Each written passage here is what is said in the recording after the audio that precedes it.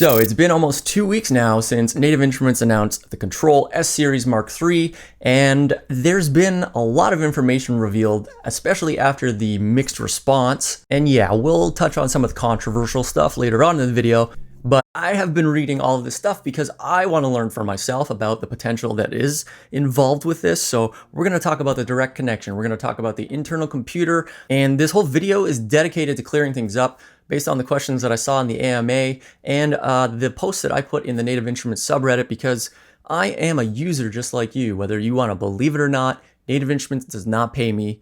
So in terms of DAW integration at launch, you're going to see Logic Pro, Ableton Live, Bitwig, Digital Performer, Studio One, FL Studio, and Pro Tools and Cubase support is going to be coming later on this year. And a quick note for Reaper users, it was asked and they're in early discussions with the team at Reaper. In regards to the key beds, they are the same key beds, but they worked with FTAR and they are, quote, massively improved. And my own anecdotal personal take on this is that I own the S49 Mark II, I have the S61 Mark III, and obviously there's going to be a little bit of difference in the feeling just simply from the polyphonic aftertouch, but the keypad does feel more comfortable and a little bit more responsive to me. I already had a decent understanding of what the future was going to look like when I made my first video about this, but now that I have gotten all those answers from the AMA, it's even more exciting. So let's dive into what really matters about the innovation with this product. So a big one here, the play assist features. They are going to be available, not necessarily at launch, but they're saying Q4, the play assist is going to be available on board with the keyboard, meaning outside of the Complete Control software. What this means is that you can use it whether you're controlling hardware synthesizers, you can use it in any DAW. You don't need to be using the Complete Control software to do it. And they should also at the same time be releasing the ability to capture the actual MIDI that's coming out of it. So instead of seeing the single note when you record the MIDI into your DAW, you're going to see all the notes in the arpeggiator. You're going to see all the notes in the chord. Another thing that might not be ready for launch but is coming in Q4 is the accessibility features. And hopefully, the MIDI template management is going to be ready by the end of this year, but they are saying more likely to be the first half of next year. Real quick before I get into the hardware and direct connection, I want to read this quote from Matt, the product manager, because I think it's important for the people that are watching this, still deciding whether this is something that they want to get now. I'd encourage all prospective buyers to evaluate the product on the merits of what it's currently capable of doing.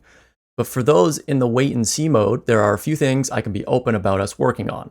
All right, I know a lot of people are just like, okay, onboard computer, what the hell does that mean? We're all just kind of spitting it out, saying it, but like, what does it mean?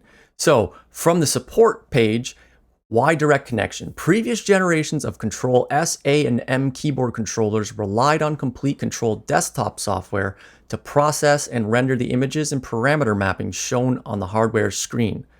All content, therefore, had to be hosted within the Complete Control software to allow seamless browsing and parameter adjustment. The new generation of Kontrol S Mark III keyboards are capable of processing and rendering the graphics and metadata on device. This makes it easier for a plugin to communicate with the keyboard and allows integrations such as direct connection to contact.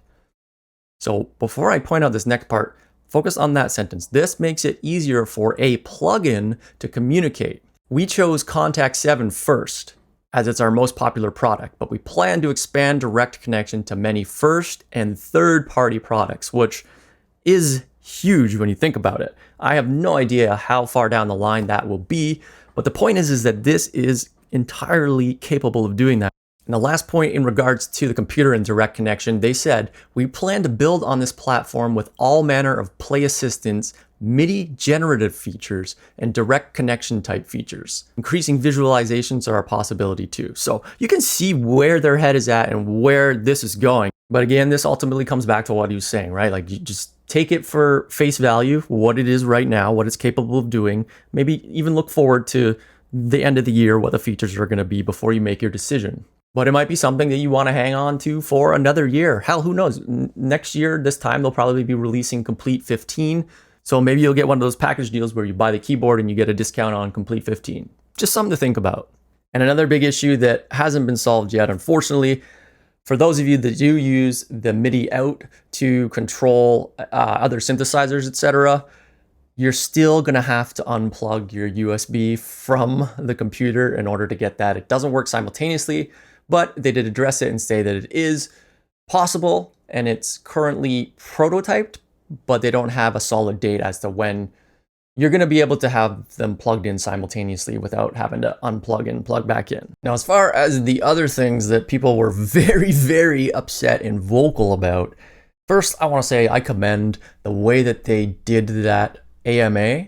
It does seem like they had a big realization from that and even addressed the fact that they're going to hold a separate one for Maschine users because they don't want anybody to feel like they're being forgotten about. And if you haven't seen it yet, don't worry. This is not being discontinued. Like, this is completely in their plans. But I commend the way that they were very, very honest in the AMA. And just in case some people are going to dive in the comments again here and say, oh, you didn't mention Maschine integration. So yes, there is no Maschine integration. There's no pads. There's no faders on the keyboard. I don't really care, to be honest. Now, I get everybody is obviously entitled to their own opinions and feelings about this. I'm a user just like you. Despite what some of these people think out there, none of us are under any obligation. There is no contract being signed. We get this stuff, NFR copies of it, because we are long-time dedicated Native Instruments users that also happen to be content creators. Sure, there's affiliate links, but we're not obligated to say anything good about this. So what is true is that, as you can tell, I'm still learning stuff day by day as to what's going on here, because this is the reality of the pre-release situation. So workflow, efficiency, creativity, that's what NKS is all about. And NKS 2 is even better. And even as early as yesterday, I learned some new things about it. So if you want to see all of that in action, make sure to watch this video right here.